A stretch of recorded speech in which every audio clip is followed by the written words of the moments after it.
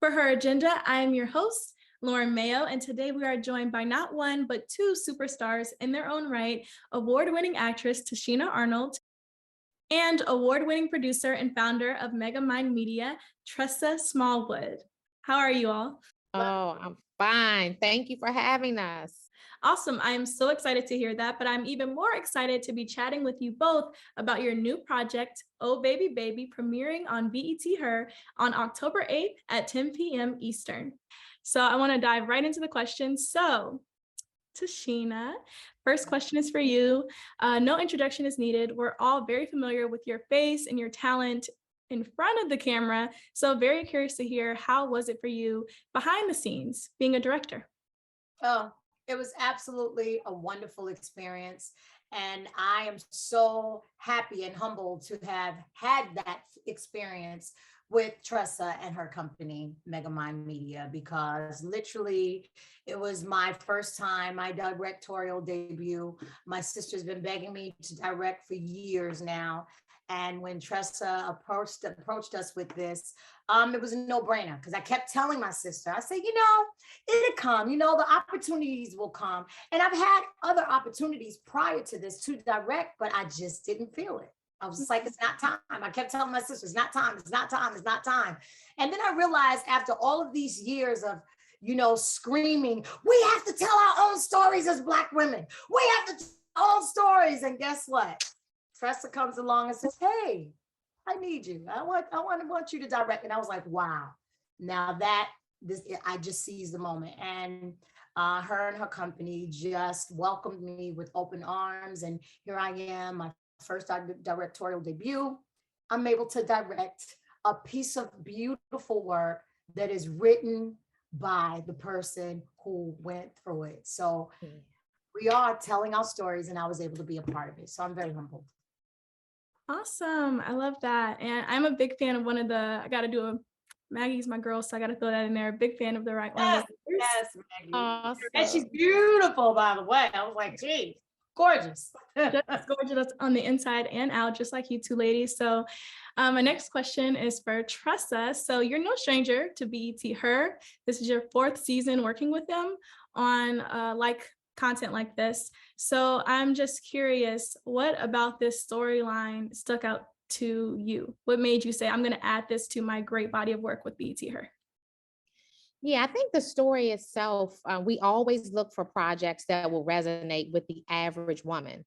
I think when you tell a story, basically we're all trying to get women to understand what's happening here, go and get tested. We look for preventive solutions as opposed to waiting until people actually get breast cancer. So that particular story, it's fashionable. People can resonate because they're like, oh, I like fashion. This woman, worked in the fashion industry. She was trying to have a child. So there are a lot of women who will resonate with that they want to be moms. And then, of course, you watch the rest of the movie, you're like, okay, she has been diagnosed with breast cancer. So it resonated with me instantly.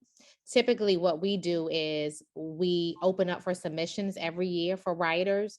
And I can't even explain how many people, turn in projects, but sometimes they're just very stoic and, they just don't resonate with average person who was watching. And so that's why we chose that one. And I thought it was perfect for Tichina as well, because Tichina, obviously she is full of life.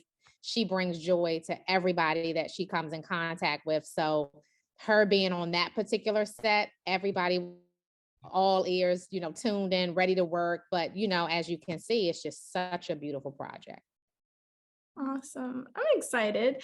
And you talked about the storyline resonating with you. I would love to hear from you both if you have any personal connection to breast cancer awareness.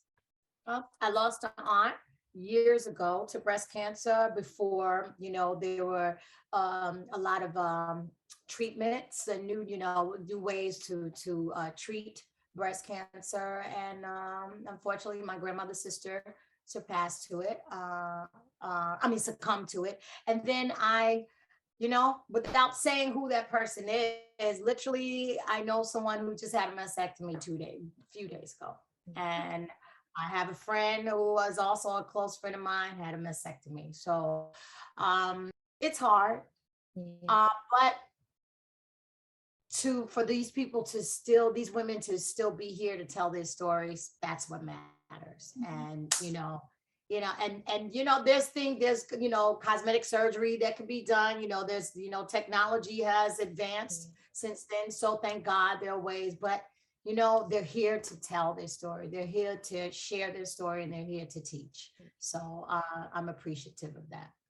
Absolutely. And I think for me, I've not lost any family members to breast cancer, but definitely have several family members who have gone through it. My aunt's story in particular, when she went through it, I just could not understand where she found the strength to pour into others. She would literally go to chemo, and she said the nurses would say, "Are you here to get chemo? Or are you here to be an advocate and help others?" Like they couldn't tell the difference because her spirit, her mindset. And it did a lot for me. And I said, you know what, I need to do something because I'm watching you go through this, and you're sick, you don't feel well, but you never show it. So the least I can do is pull together some phenomenal women to direct and be able to produce these projects. What I loved, the selling point for me was when Tressa told me that this is her ministry, this is how she gives back. And that's how I, put my career. My career is not to be a star. I'm not in the industry to be a celebrity. I'm in an industry that I love being a part of. I love being an entertainer. God blessed me with different gifts, and entertaining is, one of them. And I put it in high regard. So to be able to, explore new avenues of, like directing now, to be able to be a part of a project like this that will live forever and that will help somebody, it was the perfect project for my ministry. This is her ministry. So our ministry's hooked up and we're able to, bless other people together, which is awesome. Yeah. Awesome.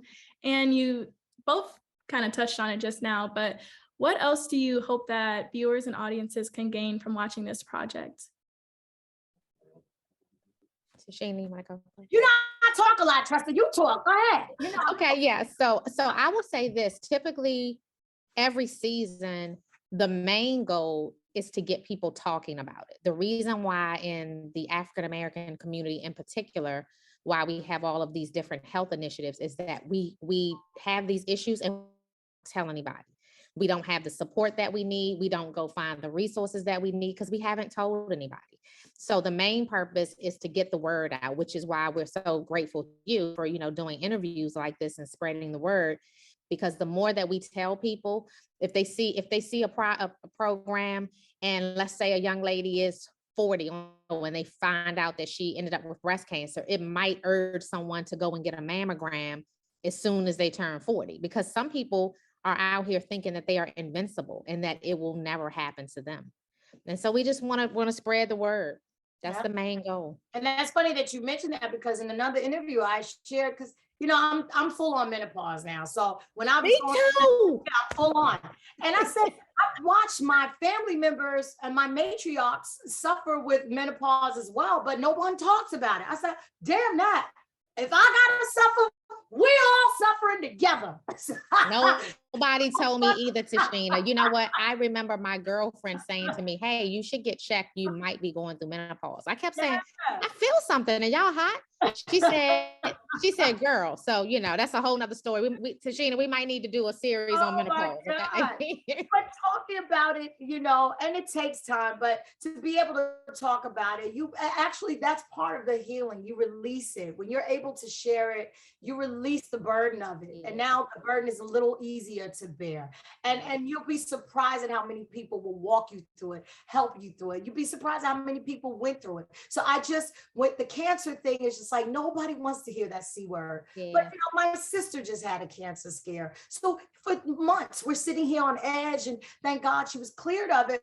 But no one wants to hear that C word. Nobody. So when and if it ever happens to you, you want to be able to take it on full and just get through it, get through it, and live to tell the story. And something at Her Agenda we love to do is ask our guests what their personal life motto is. So for both of you, our personal life motto. Yes. Mhm. Ooh, I know what mine is. what's yours? Nice to be important, but it's more important to be nice. Oh, I like that. Mhm. I like that. I don't know. So I would say for me, it is probably do what you love and make money while doing it. Because I think a lot of times people have jobs that they hate and See? they do it because they have to make a living, right? We all need money to survive and to live and to eat. But if you can find your purpose and Yeah, you can do what you love, that is a good life. blessing. It's a blessing.